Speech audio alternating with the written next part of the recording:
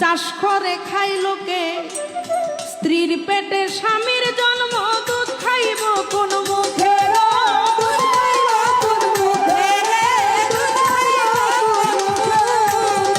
আসমানাতে বীজ বুনিয়া চাষ করে খাই লোকে, স্ত্রীর পেটে স্বামীর জন্ম, দুধ খাইব কোন মুখে?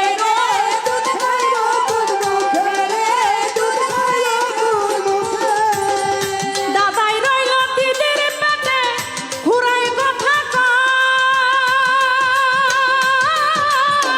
সেই সময় সন্তানের বয়স, সেই সময় সন্তানের বয়স 6টি বছর হয় রে। আমি আজব কথা শুই না আইলাম রে,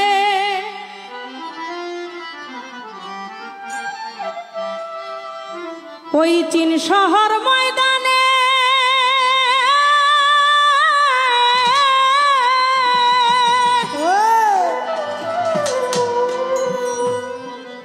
ওই মাটি ফাইটা ভাসছে মানুষ, মাটি ফাইটা ভাসছে মানুষ, কেউ না তারে চিনে গো। আজব কথা শুই না আইলাম রে, 80 বছরের বুড়া বেটি, মাথায় কাটা সিথি, কোলেরও সাওয়ালের সাথে কইরাছে পিরিতি গো, কইরাছে পিরিতি। চোর গেছিল চুরি করতে, মালিক পরছে ধরা, হাইকোর্টে তো বিচার করে, হাইকোর্টে তো বিচার করে, হাকিম 3 জন মরা রে। আজব কথা শুই না আইলাম রে আমি চীন শহর ময়দানে,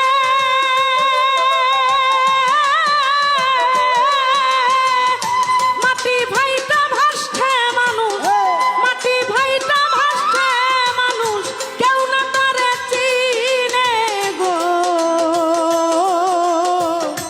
আজব কথা শুই না আইলাম রে আমি চীন শহর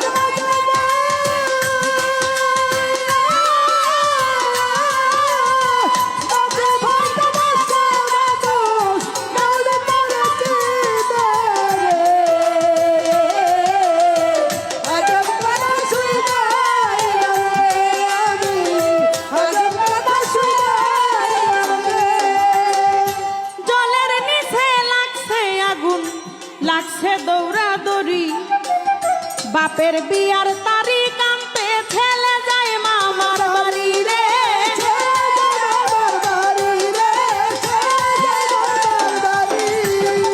জলের নিচে লাগছে আগুন, লাগলো দৌড়াদৌড়ি, বাপের বিয়ার তারিখ আনতে ছেলে যায় মামার বাড়ি রে।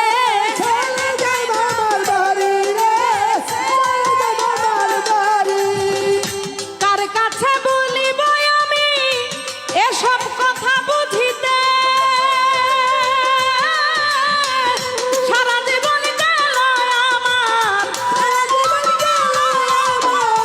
সারা জীবন গেল আমার খুঁজিতে খুঁজিতে গো। আজব কথা শুই না আইলাম রে আমি চীন শহর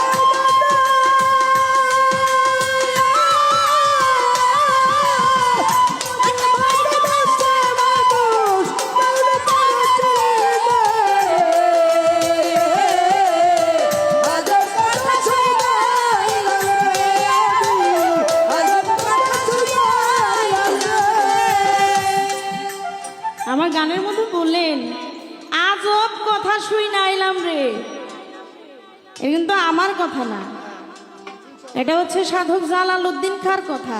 তিনি তার গানের মধ্যে বললেন আজব কথা শুই না আইলাম রে চীন শহর ময়দানে, মাটি ফাই ভাইটা ভাসছে মানুষ কেউ না তারে চিনে। 80 বছরের বুড়া বেটি মাথায় কাটা স্মৃতি, কোলেরও সাওয়ালের সাথে কইরাছে প্রীতি। আরে বাবারে বাবা, চোর গেছিল চুরি করতে, মালিক করছে ধরা, হাইকোর্টেতে বিচার করে হাকিম 3 জন মরা। দয়াল, এই কথার ভাব অর্থ কি আমি তো বুঝতেছি না। 80 বছরের বুড়া বেটি মাথায় কাটা স্মৃতি, সে আবার কোলের একটা ছেলের সাথে কিভাবে পীড়িত করে? 80 বছরের বুড়া বেটি কি আর কোলের সন্তানটাই বাকি? আচ্ছা, সারা জীবন আমরা শুনছি মালিকের বাড়িতে যদি চোর আসে, মালিক চোর ধরে, ধরা পড়ে কে? চোর। যার বাড়িতে চুরি করতে আসে সে হচ্ছে চোরকে ধরে। কিন্তু সাধক জালালউদ্দিন খাঁর গানের ভাষায় বললেন, চোর গেছিল চুরি করতে, মালিকে ধরা পড়ছে। আরে বাবারে বাবা, কথাই তো শুনি নাই। আবার যেই জায়গায় বিচার করব ওই জায়গায় হাকিমই মরা। আরে বাবারে বাবা, বাবা, এই কথার ভাব অর্থ কি একটু সুন্দরভাবে বুঝিয়ে দিবেন। গানের মধ্যে আরো বললেন, আসমানেতে বীজ বুনিয়া চাষ করে খাই লোকে, স্ত্রীর পেটে স্বামীর জন্ম, দুধ খাইব কোন মুখে?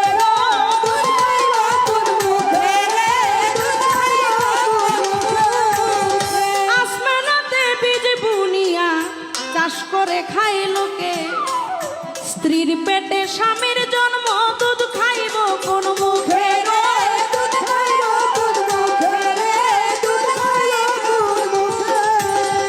দাদাই রইল দিদির পেটে ঘুরাই কথা কয়, সেই সময় সন্তানের বয়স, সেই সময় সন্তানের বয়স 6টি বছর হয় রে।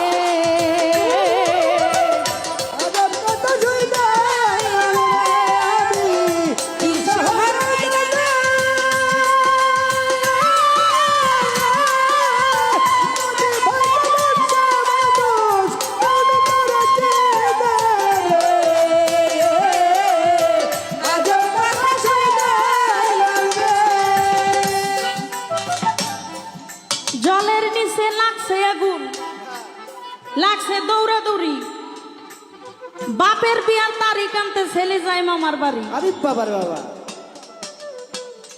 আমরা সারা জীবন শুনছি পাহাড়ে থাকে আগ্নেয়গিরি, আর জল তো জলই, জলের নিচে কি আবার আগুন থাকে?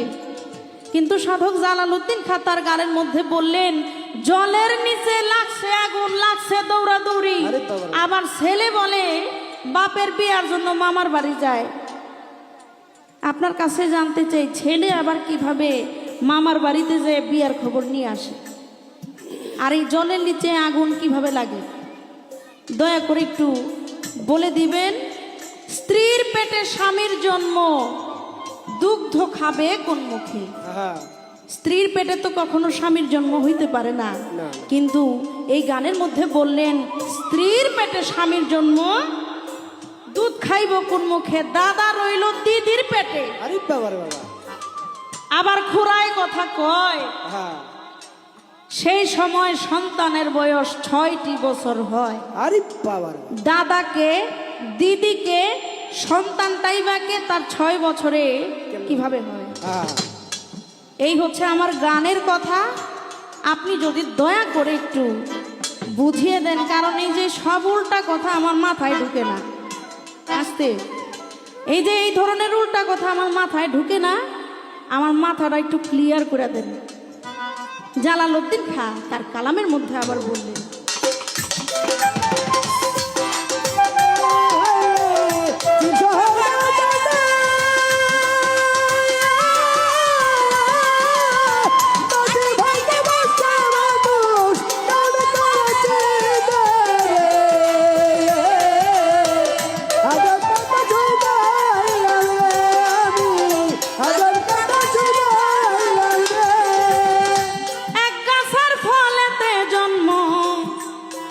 অন্যেতে ফুল ধরে, এক জীবের মার্গে দিয়া অন্যে আহার করে।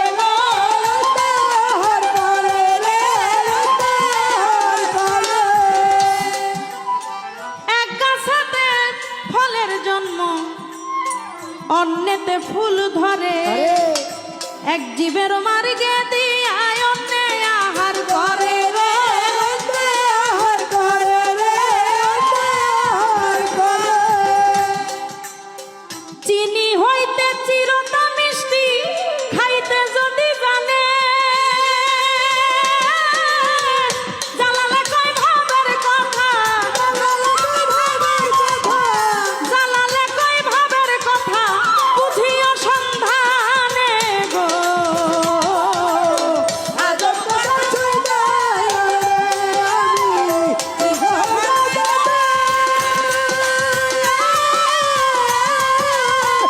আমি ভাইতে ভাইতে বাদু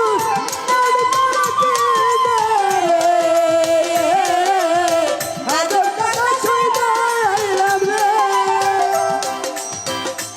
চিনি হইতে চিরতা মিষ্টি। আমরা জানি যে চিনি চিনি তো চিনি খাইলে মিষ্টি লাগে, আর চিরতা হচ্ছে তিতা। কিন্তু জালালউদ্দিন খাঁ বললেন চিনি হইতে চিরতা মিষ্টি খাইতে যদি জানে, এই জানতেই আমি চাই চিরতাটা মিষ্টি কিভাবে বানাইতে হয়। আমি চিনি চাই না, ওই চিরতাটাই যেন আমার কাছে মিষ্টি লাগে। এই মিষ্টি হইতে যা যা কৌশল লাগে, এই কৌশলটা আপনি আমাকে একটু শিখাই দিবেন। এটুকুই আপনার কাছে আমার জানার বিষয়। যেভাবে প্রশ্ন করে আসরের ভিতরে, ভুলি নাই কথাই আমার মনে পড়ে।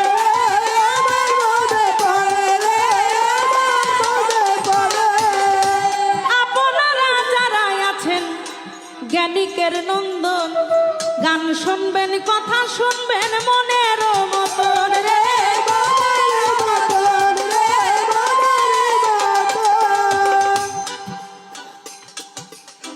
মাঝে মাঝে হাত তুলিয়া করলে একটু দোয়া, আপনাদের দোয়া পেলে হবে রে গানগারে।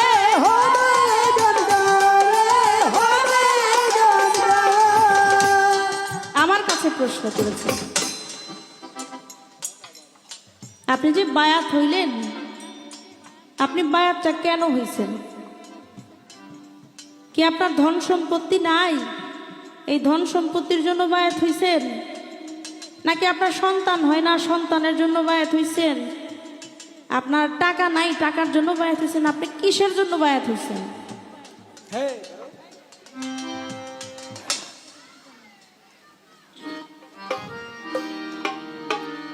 আমি এগুলোর জন্য বায়াত হইনি। ওই যে আপনি একটা কথা বলে গেছেন না,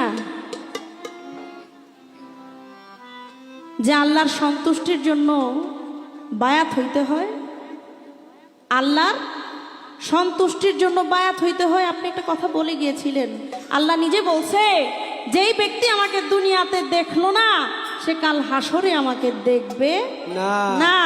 হে আমার মুমিন বান্দাগণ, তোমরা বায়াত না হইয়া, আত্মসমর্পণ না করে না হইয়া তোমরা কবরে আসিও না।